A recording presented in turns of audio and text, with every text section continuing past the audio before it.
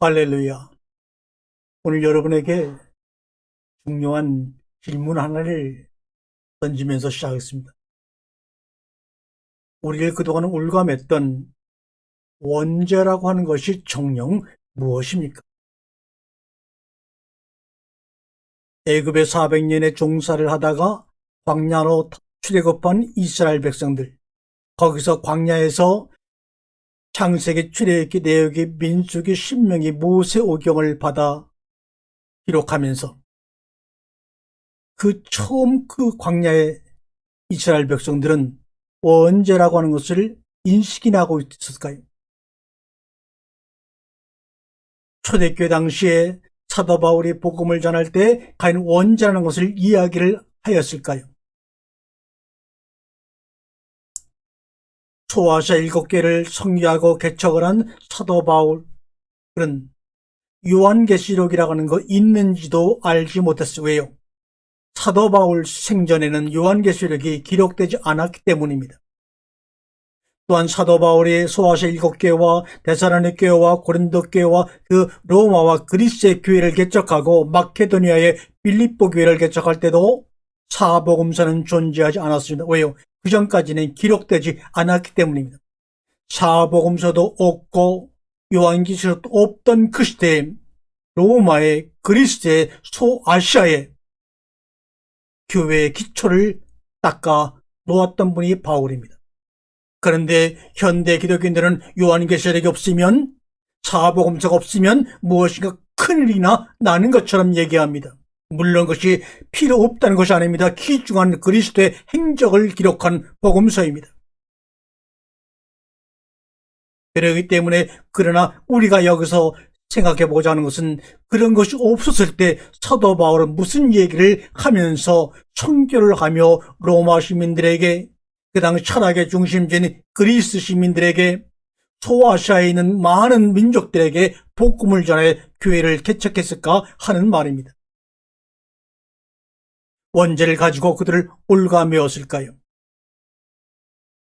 역사적인 기록을 보게 되면 원죄라는 것이 문헌에 남기는 로마의 기독교가 국교가 된 다음에 종교회에서 어거스틴에 의해서 공식적으로 제기가 되어서 지금까지 토마스 아퀴나스라든지 칼빈이라든지 루터라든지 수많은 사람들에 의해서 부정당하지 아니하고 새롭게 인식당하지 못하고 지금까지 알게 모르게 우리는 어느 생각도 없이 어느 순간에 원죄라고 하는 것에 묶여서 신앙생활을 하고 있습니다.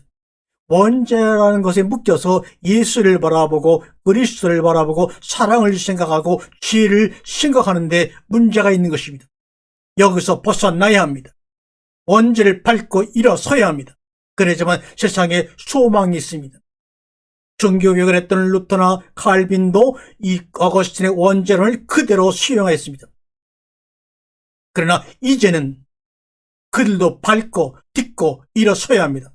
새로운 말씀의 개혁을 통한 종교개혁이 이 땅에서 일어나야 합니다.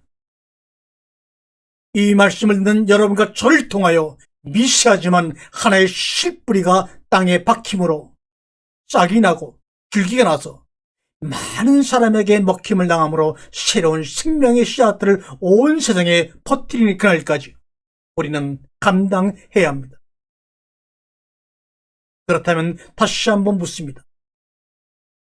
원죄라고 하는 것 정녕 무엇입니까? 먹지 말라는 선악과 나무를 먹은 그 첫 명령에 불순종한 것이 원죄입니까? 그럼 다시 한번 묻습니다. 죄라고 하는 것은 무엇입니까? 원죄는 첫 번째 죄요 근원적인 죄라고 얘기할 수가 있죠. 먹지 말라고 하는 그 선과 악을 알게 하는 나무의 열매를 맺은 결과가 바로 원죄입니까? 먼저 결론부터 말씀드립니다. 아닙니다. 아닙니다.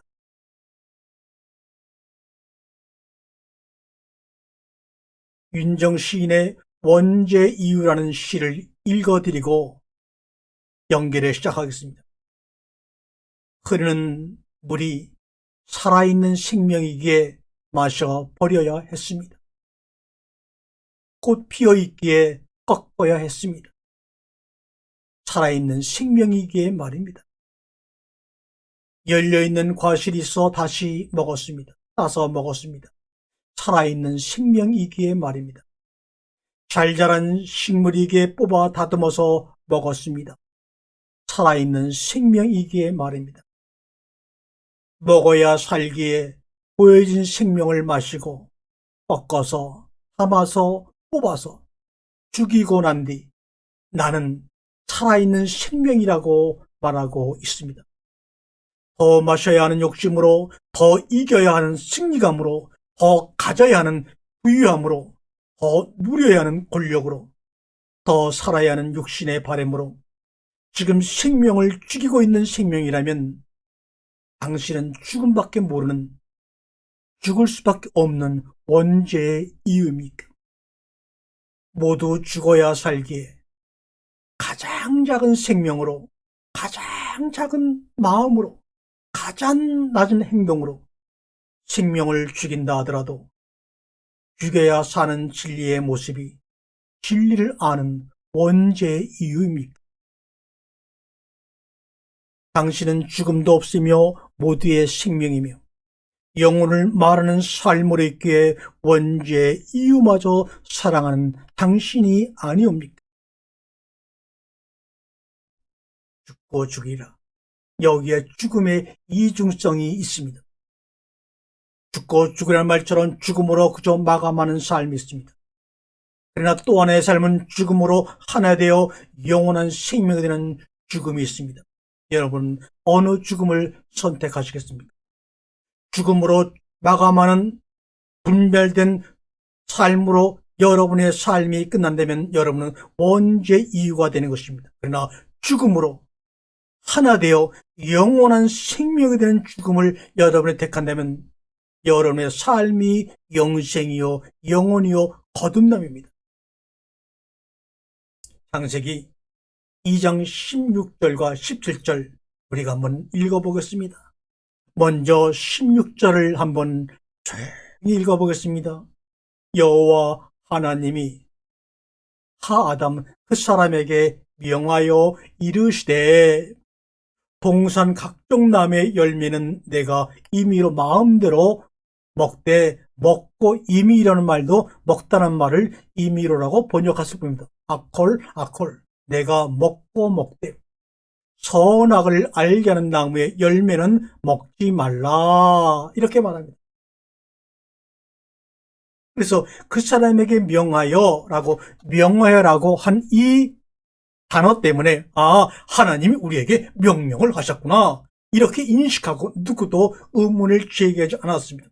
또 먹지 마 했기 때문에 이거는 우리 한글의 개념으로 무엇을 하지 말라 금지하고 부정하는 단어는 명령으로 알아듣는 것이 한글의 문법 구조입니다. 거기에서 문제가 시작이 되었습니다.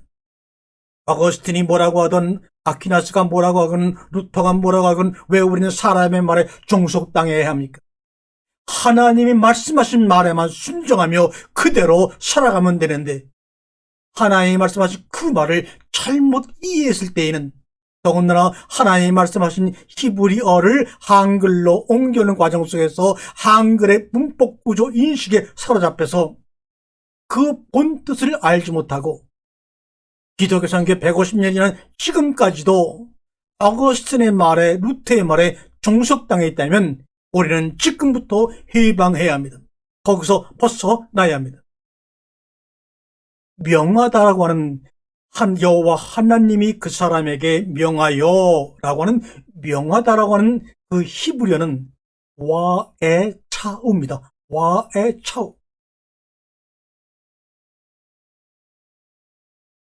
와에 차우.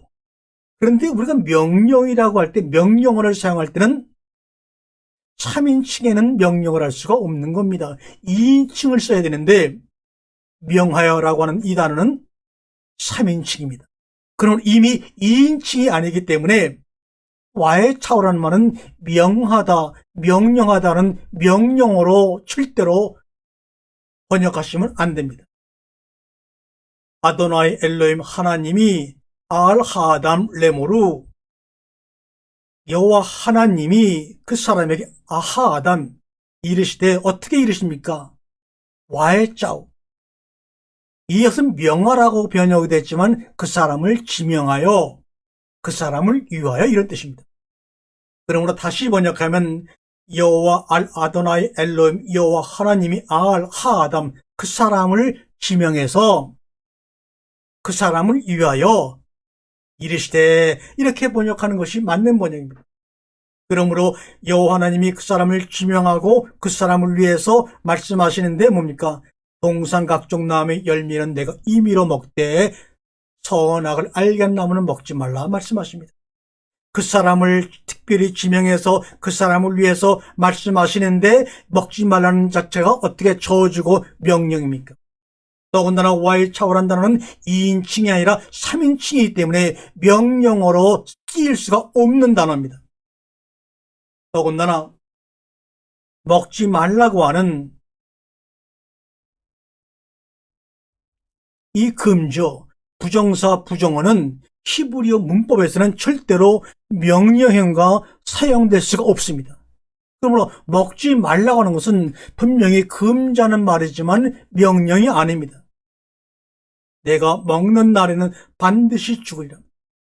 여호와 하나님이 그 사람을 지명해서 그 사람을 위하여 말씀하시는데, 그러니까 그 뒤에 네가 선악을 알게 하는 나무를 먹으면 반드시 죽는다. 이 말은 그 사람을 위한 하나님의 사랑이요, 하나님의 마음이요, 하나님의 생각입니다. 어거스틴이 얘기했던 것처럼 이것을 어겼기 때문에, 하나님의 명령을 어겼기 때문에 불순종의 죄로 원죄가 우리 자손을 통해서 대대로 우리까지 위전되어 온 것이 아닙니다. 바로 이 창세기 2장 16절 원죄에 근거됐던 이 말씀, 이 문장은 절대로 명령문이 아닙니다. 그러므로 아담에게 먹지 말라 명령한 것이 아니며, 고로 아담은 명령을 어긴 것도 아닙니다. 다만 그 사람 아담을 지명해서 아담을 위하여 말씀하시는 그 말 속의 뜻, 그 생각을 알지 못하고 깨달지 못했던 것입니다. 아니, 어쩌면 알 수가 없지요. 하나님이 그 말씀에 대한 계시를 스스로 그에게 깨닫기 하기 전까지는 알 수가 없지요. 예수님이 오셔갖고 자신이 십자가에 돌아가셔서 죽음으로 우리에게 먹힘을 당해서 우리의 온 몸과 영혼으로 알기 전까지는 우리도 그 앞에 섰을 때는 똑같은 형편이었을 것입니다. 말씀하시는 하나님이 흙으로 빚은 아담에게 처음으로 하실 말씀이 바로 오늘 창세기 2장 16절과 17절의 말씀인데, 아버지가 자녀에게 한 천마를 명령으로 이것 해 저것 해 하지마 그랬을까요?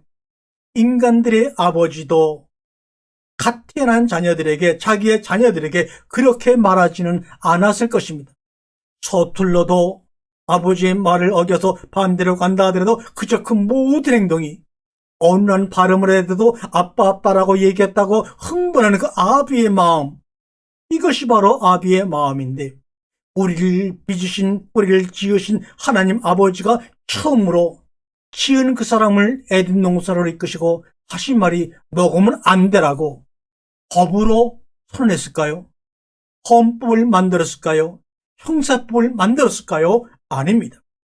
그렇다면 하나님 아버지가 그의 자녀에게, 아담에게 너 이것 하지 마, 먹지 마 명령했다고 누가 우리 애를 그렇게 세뇌시켜 왔습니까? 하나님이, 여호와 하나님이 그 사람을 명하여 라고 하는 짜바라는 단어는 명령하다는 말이 아닙니다. 더군다나 짜바는 3인칭을 사용했기 때문에 3인칭은 명령어로 쓰일 수가 없습니다. 당신 2인칭을 썼다면 모르지만 분명히 3인칭입니다. 그러므로 여기서는 명하다라고 번역하는 것보다는 그 사람을 지명하여, 그 사람을 향하여, 그 사람을 위하여, 또 짜바란다는 전령을 보내다 그런 말입니다. 여호와 하나님이 아담 그 사람을 지명해서 그 사람을 위해서 이 땅에, 지구에 전령으로 보내는 과정입니다. 다시 말하면 우리는 지구에 던져졌다고 스스로의 삶을 낮게 보지만 우리는 던져진 것이 아닙니다. 하나님의 전령으로 이 땅에 보냄을 받은 하나님의 사신이요 하나님의 편지입니다.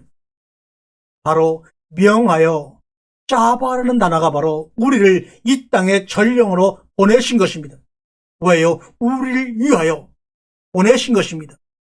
그 단어를 명하여라고 번역하는 바람에 하나님의 뜻이 다 무너지고 말았습니다. 너와 그도 구별하지 못하고 성경을 믿는 그 부정확 때문에 여호와 하나님이 그 사람을 명하여 명령했다고 인정하고 그 명령을 어겼으니 이렇게 이 지구상의 비극과 전쟁과 어려움과 가난과 차별이 있다고 스스로 인정하고 그 모든 예수의 삶과 거룩을 여기에 짜맞춰서 한정시켜버린 인간들의 죄악은 어찌해도 용서받을 수 없지 않을까요? 여호와 하나님이 그 사람을 위하여 그 사람을 이 땅에 전령으로 보낸 겁니다. 여러분도 하나님의 말씀을 가지고 하나님의 메시지를 가지고 이 땅에 전령으로 온 것입니다. 그것이 바로 여호와 하나님이 그 사람을 명하여 라는 의미입니다. 여호와 하나님이 그 사람을 향하여 그 사람을 위하여 이 땅에 전령으로 보냈습니다. 여호와 하나님이 그 사람을 향하여 위하여 이르시되 동산에 있는 한 나무의 모든 것을 먹을 것으로 먹되, 이 말은 무슨 말입니까? 예수께서 자신을 생명으로 줄 테니 먹으라는 말씀입니다. 한 나무의 모든 것으로 먹어야 하는데 민매누 그것으로만 한쪽으로만 먹지 말라 그 말입니다. 그런데 한쪽으로 먹었지요. 성가의 흑보를 통해서 인류의 과학이 발달하고 지식이 발달하고 기계가 신이 되고 정말 AI가 신이 되어버리고 말았습니다. 그것으로 끝나는 것이 아닙니다. 그런 가운데서 죽고 죽으리라고 말씀하신 그 약속을 실천하러 오신 예수 그리스도의 죽음을 통해 예수님을 우리의 양식으로 밥으로 먹는다면 그것으로만 먹었던 우리가 예수와 벌하여 그리스도의 삶으로 새롭게 살아나갈 수가 있는 겁니다. 한 나무의 모든 것을 먹을 것으로 먹되 한 나무의 모든 것으로 먹어야 하는데 그것으로만 먹지 말아라. 다시 말하면 내가 내 자신을 생명의 양식을 줄 테니 그것을 먹어라 이 말입니다. 그것을 그렇게 16절과 17절에 인간 문자의 제한 속에서 그렇게 표현할 수밖에 없었던 것입니다. 예수 그리스도는 시공을 초월한 영역에 계신 분이기 때문에 아담에게 얘기한 일이나 2000년이 지난 지금의 이 시대에서 사는 것은 우리에게는 시공의 기간이 그 엄청나게 차이가 있는 것처럼 느껴지지만 시공 바깥에 계신 그분이 말씀하실 때는 바로 그 순간에 선악을 아는 열매를 먹으면 죽고 죽으려는 순간에 그분과 함께 죽고 계셨던 것입니다. 그분의 죽음으로 우리에게 부활의 양식 생명을 밥으로 주고 계셨던 것입니다. 얼마나 우리를 향한 우리를 위한 절절한 사랑의 고백입니까? 그 절절한 우리를 향하신 절절한 사랑의 메시지를 가지고 우리는 전령이 되어 이 땅에 온 것입니다. 그런데 이게 무슨 명령입니까? 내가 반드시 죽음으로 너의 양식으로 먹힘으로 너와 하나 될 거야. 이 말을 지금 하고 있는 것입니다. 이 얼마나 위대한 선언입니까? 이 얼마나 위대한 축복입니까? 그런데 한 번도 고민해보지 않고 전에 내려오는 옛날 얘기 같은 그 얘기를 듣고 이 문장이 원죄를 유발하는 명령이라고만 알고 신앙생활하면서 기독교가 존속되어 왔으니 오 하나님 용서하여 주옵소서. 이제는 이 잘못된 생각에서 벗어나 자유함을 갖게 해 주여, 이 시간부터 함께 역사하여 주시옵소서. 모르면 모른다고 하는 것이 은혜 중에 은혜이지요.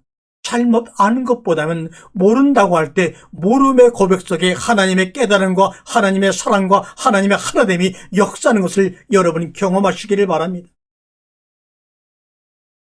그래서 그 다음 문장에 2장 18절과 23절 25절에 보니까 이런 말이 나옵니다. 여호와 하나님이 이르시되 사람이 혼자 사는 것이 좋지 아니하니 내가 그를 위하여 돕는 배필을 지으리라. 그러면서 생뚱맞게도 19절에 각 생물을 부르는 것이 곧 그의 이름이 되었더라. 수많은 생물들이 아담의 앞을 지나가는 때 아담이 그들의 이름을 불러줍니다. 그들의 이름을 부를 때마다 아담 속에는 저도 흙에서 태어났구나, 저도 흙에서 태어났구나, 저도 흙에 태어났는데 이런 모습으로 태어났구나, 저런 모습으로 태어났구나. 우리가 눈으로 보고 코로 냄새를 맡고 손으로 느끼는 촉감은 다 다를지라도 너도 나도 하나님의 은혜 가운데서 흙에서 태어난 하나구나라는 고백을 하고 있었던 것입니다. 그런 뒤에 또한 고백을 합니다. 아담이 이르되 이는 내 뼈 중에 뼈요 살 중에 살이라. 이것을 남자에게서 취하였은즉 여자로 부리라. 이러므로 남자가 부모를 떠나 그의 아내와 합하여 둘이 한 몸을 이룰지로다. 아담과 그의 아내가 두 사람이 벌거벗었으나 부끄러워하지 아니하리라. 각 생물들의 이름을 부름으로 너와 나는 하늘에서 지음받은 하나라는 고백이 19절에서 나왔다면, 아담을 통해서 여자가 나오는데 둘인 것 같지만 알고 보니까 여자와 남자는 하나였더라 그 말입니다. 이것을 창세기 5장 2절에서 하나님이 아담을 창조하시고 또 남자와 여자로 창조하실 때 그를 사람이라고 이름하였더라. 그것이 참 복입니다. 눈에는 성격과 모든 것 다른 남자와 여자가 존재하지만 이것이 바로 하나가 될 때, 사람으로 하나가 될 때 주님은 그의 이름을 불러주면서 그것이 축복이라고 말씀하신 그 모든 말씀의 배경이 바로 창세기 2장 16절과 17절의 말씀입니다. 둘이 한 몸을 이루었으니, 저는 여자여 저는 남자인 줄 알았던, 다른 개별체인 줄 알았더니 보니까는 한 몸입니다. 둘이 한 몸인데 벗었어도 내가 벗은 것이고 입었어도 내가 입은 것인데 부끄러워할 일이 없었겠죠. 그러나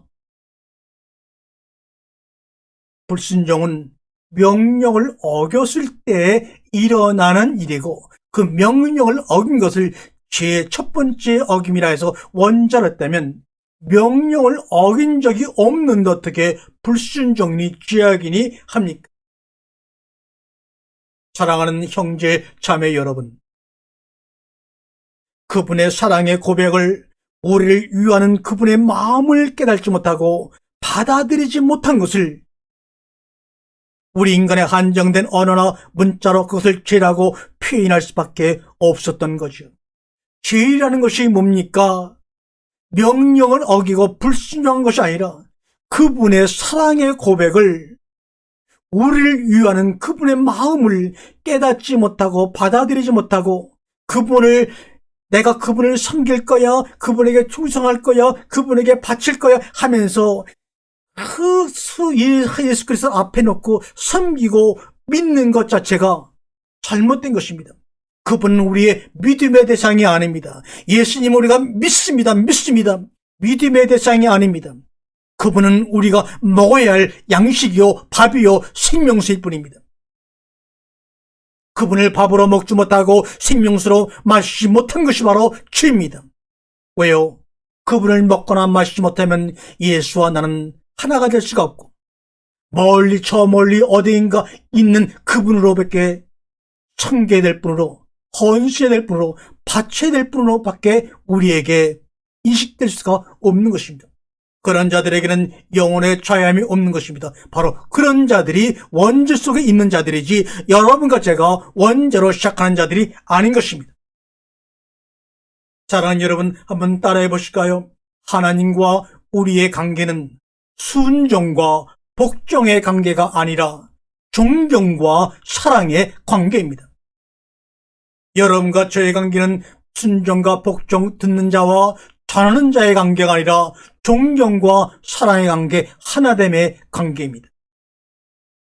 그것을 창세기 2장 16절과 17절을 통하여 천명하신 것인데, 우리는 그것을 하나님 아버지의 첫 명령을 어겨서 죄인이 되어버린 인간들의 원죄의 출발점이라 믿고 2000년의 시간이 흘러서 지금까지 거기에 속박당하며 자유를 잊어버리고 내가 누구인지, 내가 왜 사는지 알 길이 없이 날마다 예수를 믿는다는 노력 속에서 율법적으로 살아오고 있었습니다.